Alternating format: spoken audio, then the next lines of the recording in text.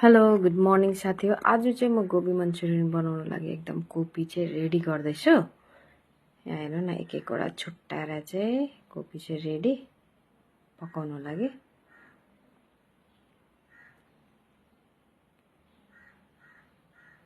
एक एकवटा छुट्टाएर यहाँ चाहिँ मजाले पानीमा धोइर्नु लागि रेडी, धोएर मजाले धोएर चाहिँ यता बफाउन लागि बसाइदिए मैले ग्यासमा।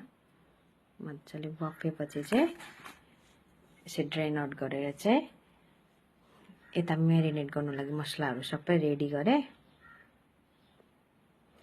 जिन्जर गार्लिकको पेस्ट, चिल्ली पाउडर, अनि कर्नफ्लावर, अनि यहाँनिर मैदा 1 चम्चा जस्तो मैदा छ, अलिकति नुन, यस्तो लाएर चाहिँ मजाले चलाइदिनुस्। चलाएर चाहिँ म्यारिनेटको लागि 30 मिनट्स फ्रिजरमा राखिदिनुस्।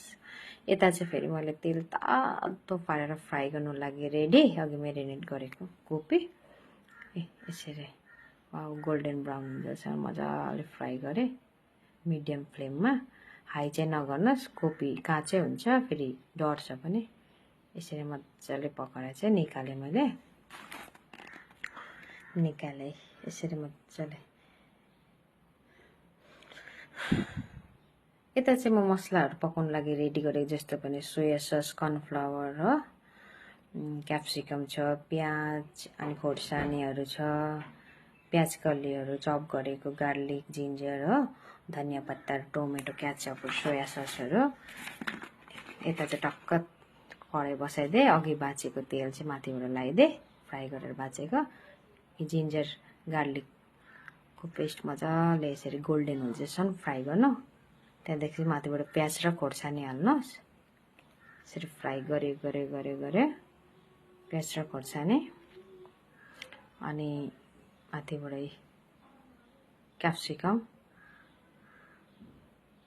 मजाले लाएँ। क्याप्सिकम गलेछ, तर मलाई चाहिँ गलेको मन पर्दैन, अलिक काँचो काँचै मनपर्छ।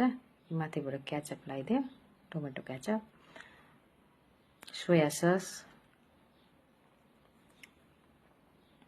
फेरि लाएर चलाइदिएँ मजाले चलाएर। यो चाहिँ कर्नफ्लावर हो, कर्नफ्लावरको पेस्ट छ। यहाँनिर मैले नुन पनि लगाएको छु अलिकति, हेर्नुहोस् वाउ कस्तो राम्रो कलर। अनि माथिबाट यो चाहिँ कोपी लगाइदिनुहोस् फ्राई गरेको, अनि मजाले चलाएर यो चाहिँ प्याज कली, धनिया पत्ता फेरि लाएर चलाउनुहोस् मजाले। वाउ रेडी तपाईको गोबी मन्चुरियन। Gas of.